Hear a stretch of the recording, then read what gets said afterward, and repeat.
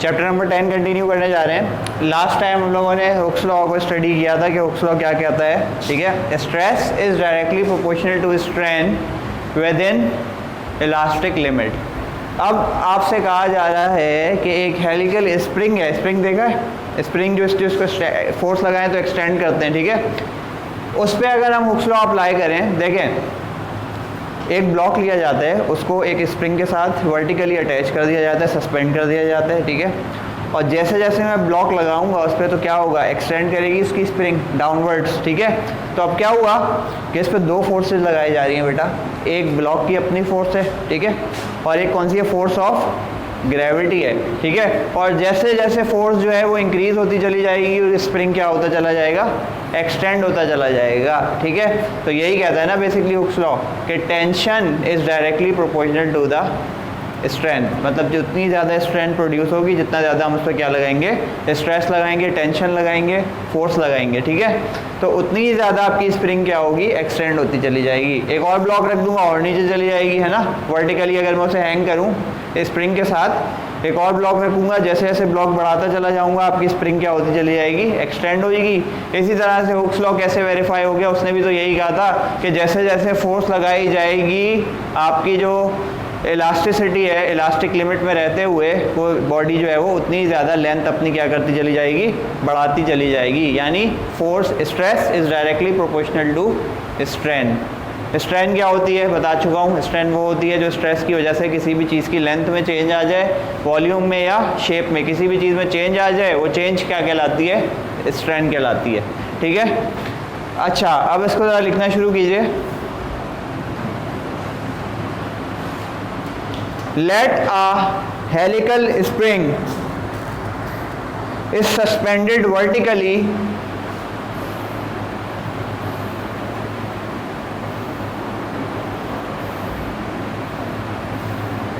let a helical spring is suspended vertically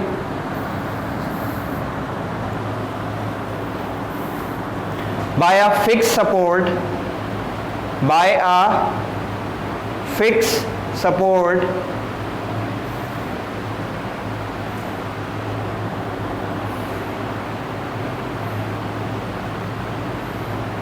the block is attached to its lower end, the block is attached to its lower end, full stop। उसके बाद लिखिएगा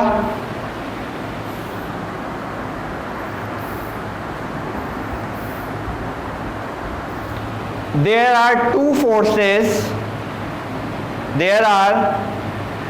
forces acting on the spring,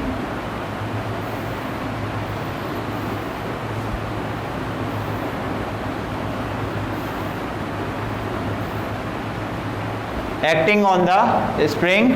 One is force of gravity, one is force of gravity,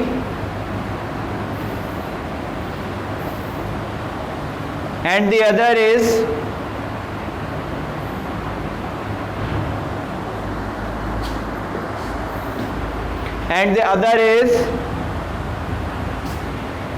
tension in the string, tension in the string,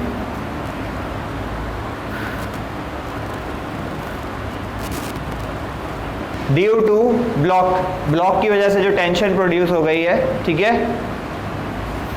if we extend the force,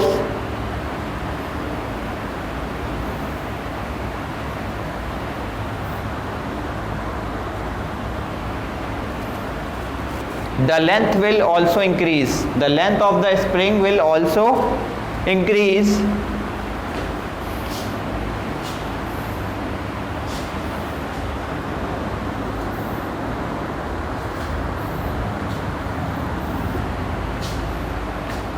which is the verification of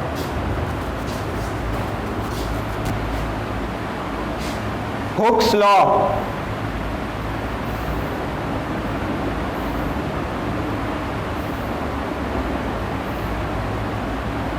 inverted commas में लिखिएगा आप, inverted commas open कीजिए, इसमें लिखिएगा tension in the spring is directly proportional to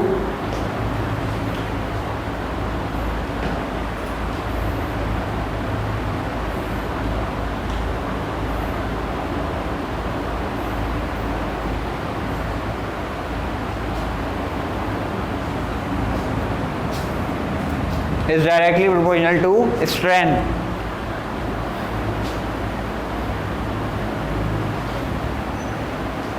ये एक छोटी सी 2-3 line है, ये देख लीजिएगा, देखें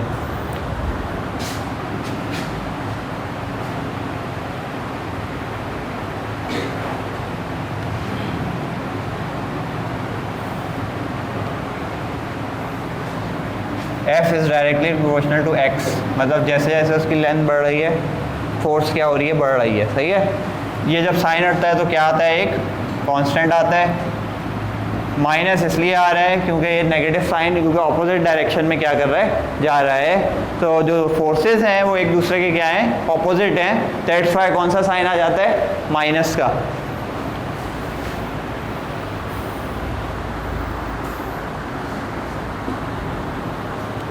where K is known as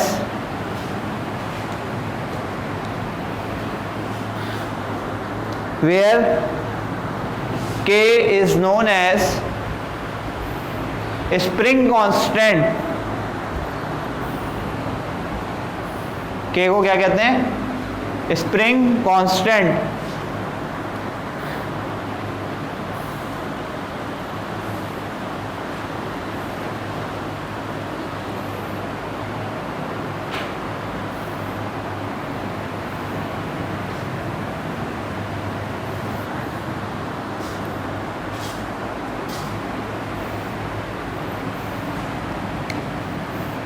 longitudinal strand की हेडिंग डालिए।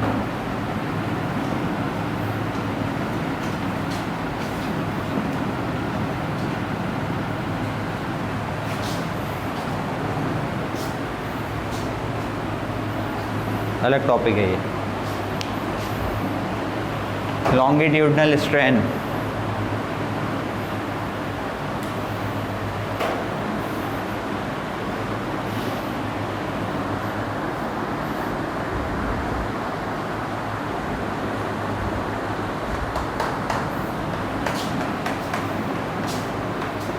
लॉन्गिट्यूडनल स्ट्रैंड क्या होती है बताता चलूँ। किसी भी बॉडी पे स्ट्रेस लगाई जाए, ठीक है, यानी फोर्स लगाई जाए और उसकी लेंथ में चेंज आ जाए, सही है। किसी भी बॉडी पे फोर्स लगाई जाए और उसकी किस चीज़ में चेंज आ जाए, लेंथ में चेंज आ जाए। सिर्फ लेंथ में, वॉल्यूम या शेप में नहीं आना चाहिए। किस में आएगी चेंज, सिर्फ लेंथ में आएगी। तो उस स्ट्रैंड को हम क्या कहते हैं, लॉन्गिट्यूडनल स्ट्रैंड, ठीक है। देखिए ज़रा, when the force is applied on a body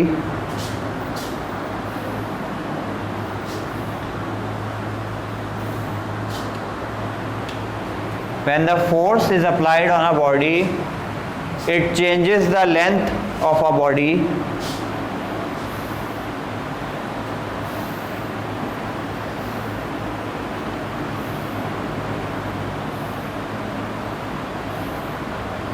it changes the length of a body.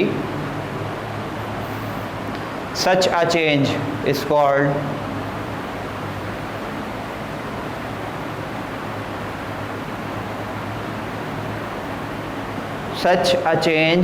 called longitudinal strength.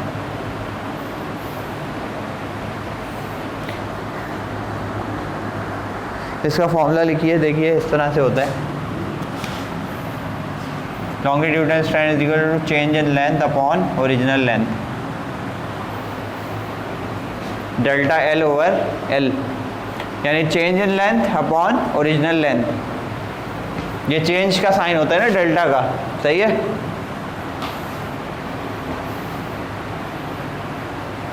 Length change हो रही है, वो भी किस में होगी, और लेंथ का यूनिट भी क्या होता है, कोई यूनिट बना, इसलिए स्ट्रैंड का यूनिट नहीं होता। स्ट्रैंड का कोई यूनिट नहीं है भाई।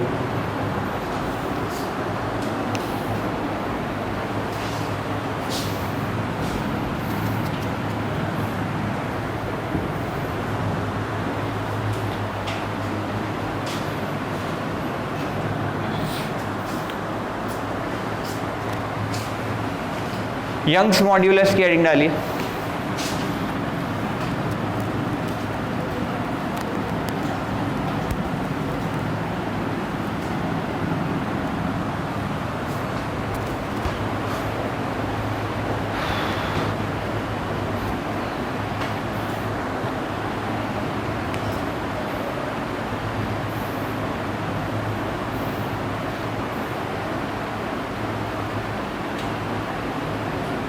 Thomas young was a physicist.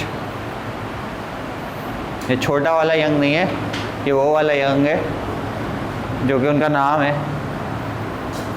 क्योंकि उन्होंने स्ट्रेस और स्ट्रेन के हवाले से एक थ्योरी पेश की थी। बताता चलूँ, इसकी एक डेरिवेशन भी है छोटी सी, लिखिए बताता हूँ। देखें, स्ट्रेस और स्ट्रेन का जो रेशो है, स्ट्रेस और लॉन्गिट्यूडनल स्ट्रेन का जो रेशो है, ठीक है, उसे क्या कहते हैं? Young's modulus. मतलब किस फोर्स पे कितनी लेंथ में उसकी क्या आ रही है? चेंज आ रही है। कितनी फोर्स लगाने पे उसका जो टोटल रेशो है, मतलब उसको क्या कहते हैं हम? Young's modulus. ठीक है, लिखिएगा। The ratio between stress and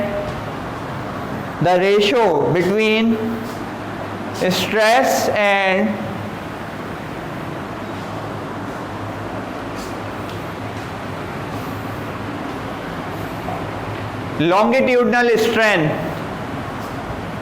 ये लॉन्गिट्यूडनल स्ट्रेन से रिलेटेड है सिर्फ। The ratio between stress and longitudinal strain is called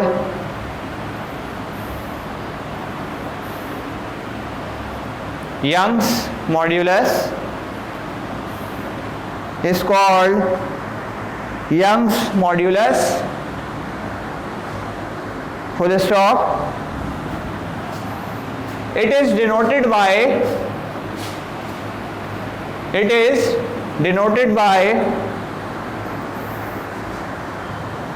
capital Y लिखिएगा। कैपिटल Y से डिनोट करते हैं, इसका सिंबल है ये। It is denoted by capital Y। Explanation की हेडिंग डालिए।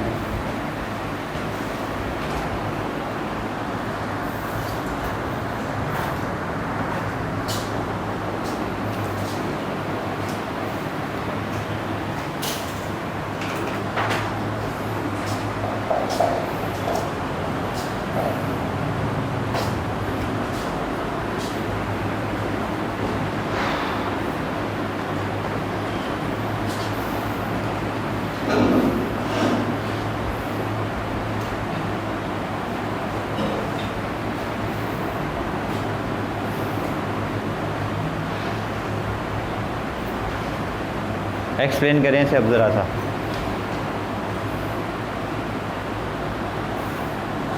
देखिएगा ज़रा इधर, इसका मतलब ये हुआ, रेशो का मतलब क्या होता है? डिवीजन, है ना। तो क्या लिख सकता हूँ मैं?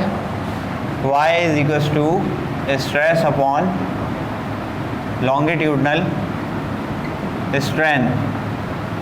ठीक है, यही बना है ना, ratio between stress and longitudinal strain. अब देखिए, स्ट्रेस बराबर है किसके? फोर्स अपॉन एरिया के, और स्ट्रेन का फॉर्मूला मैंने अभी लिखवाया डेल्टा L ओवर L। ठीक है, स्ट्रेस की जगह मैंने उसका फॉर्मूला लिख दिया और स्ट्रेन की जगह मैंने, सही है ना, डेल्टा भी बताया था इसका फॉर्मूला मैंने लॉन्गिट्यूडनल स्ट्रेन का। ठीक है, इसको ऐसे भी लिख सकते हैं,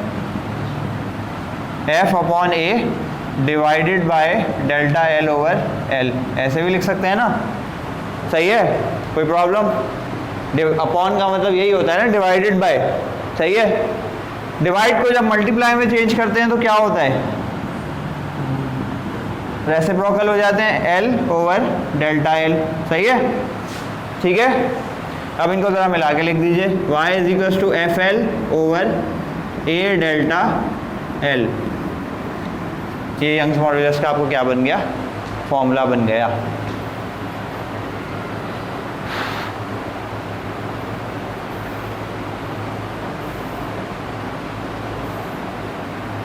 इसकी डेरिवेशन कीजिए जल्दी से।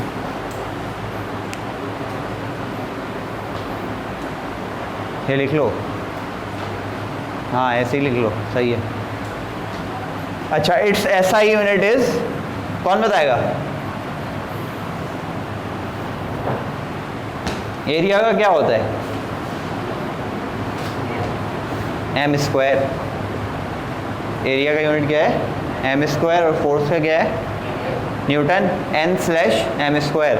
एल से एल तो ये दोनों क्या होंगे? दोनों के मीटर हैं, कैंसिल आउट। ये देखिए मैं साइड पे लिख के दिखा रहा हूँ, newton into metre upon metre square into metre. Metre से मीटर क्या हो गया? कैंसिल। क्या यूनिट बना? The unit of Young's modulus is an न्यूटन/मीटर स्क्वायर। ये इसका वैसा यूनिट है।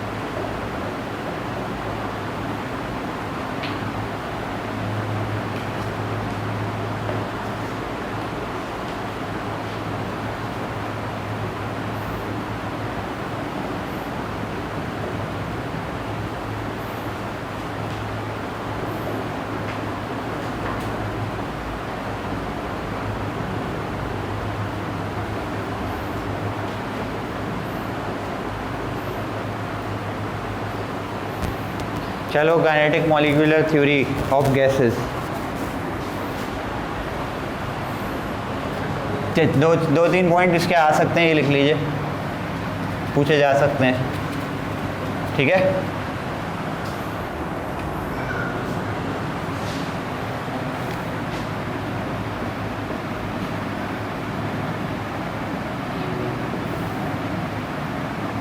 ब्रैकेट में लिख दीजिएगा गैसेस। गैसेस, गैसेस के हवाले से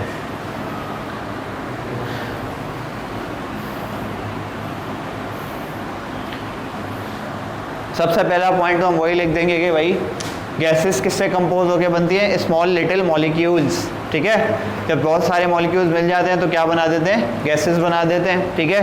तो नंबर 1 पॉइंट लिखिए, gases are composed of tiny little molecules. Number 1 point, points में लिखिएगा, gases are composed of tiny little molecules.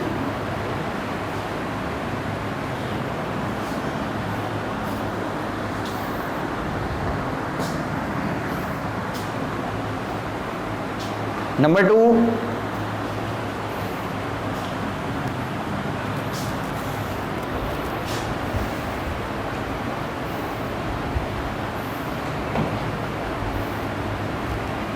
Random motion में जा रहे होते हैं, ज़ाहिर है एक कोई डायरेक्शन तो नहीं पता है ना, मतलब इधर उधर ऐसे ही क्या कर रहे होते हैं, ट्रैवल। दैट्स व्हाई अगर हम फिजा में किसी गैस को छोड़ दें तो वो क्या हो जाती है? इधर उधर हो जाती है, बिकॉज उसके मॉलिक्यूल्स जो हैं वो रैंडम मोशन में होते हैं, ठीक है। मतलब उन्हें पता नहीं है, डायरेक्टेड नहीं है कि किधर जाना है, ठीक है। लिखिएगा, द मॉलिक्यूल्स आर इन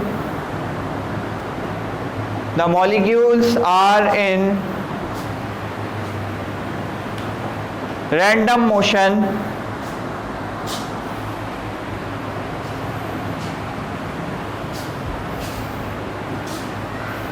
ठीक है। अच्छा, अब जब रैंडम मोशन में होंगे तो अगर मैं उसे किसी कंटेनर में बंद कर दूं तो कंटेनर की वॉल के साथ क्या करेंगे? टकराएंगे ना, ज़ाहिर सी बात है, रैंडम मोशन में इधर उधर जा रहे हैं। अगर मैं किसी कंटेनर या किसी सिलेंडर में किसी गैस को बंद कर दूं, ठीक है, तो क्या होते हैं? कोलाइड करेंगे ना, सही है। तो लिखिएगा अगला point, the molecules collide with each other, the molecules collide with each other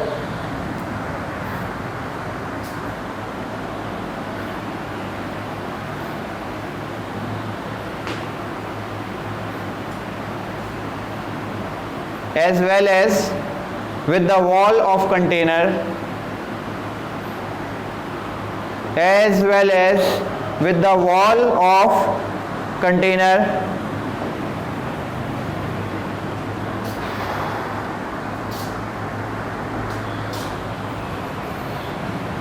number 4,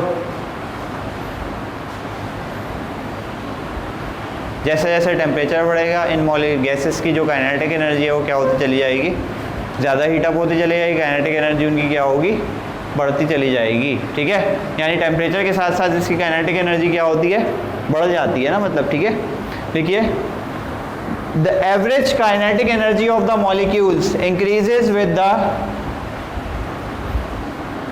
the average kinetic energy of the molecules increases with the absolute temperature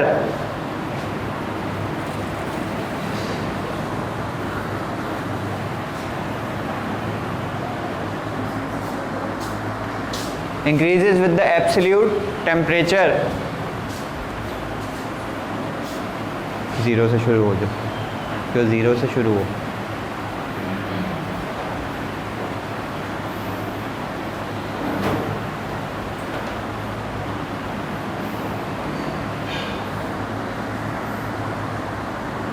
pressure का टॉपिक कल कंटिन्यू करेंगे इंशाल्लाह। ठीक है।